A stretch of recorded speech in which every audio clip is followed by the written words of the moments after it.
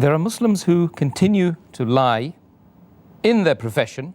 Maybe I think they're probably referring to a lawyer or something like that. Not lawyer, liar, lawyers. Even in the month of Ramadan whilst fasting. What's the advice you'd give to that type of person? Does this affect their fasting? As far as a person lying, does it affect or not?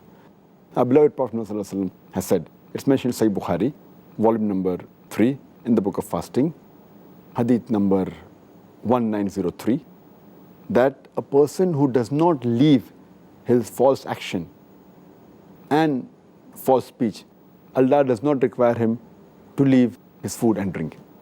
That means if you lie, the whole basic purpose of fast is defeated.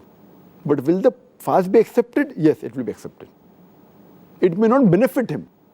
The fast will be accepted, his reward may be diminished, or he will yet get the sin of lying. Let me give an example. For example, someone wants to do wudu. He can't find water and he robs the water. And he does wudu. Will his wudu be accepted? Yes. Wudu will be accepted, but the act of robbing is wrong. Act of robbing is wrong, but the wudu is accepted. Similarly, in fasting, telling a lie is haram while fasting, but the fast will be accepted if you theoretically. But practically, the reward he may not get. Similarly, a person doesn't have money to go for Hajj, and he robs the money, or he does a business which is illegal, he may be dealing in riba, and he does Hajj.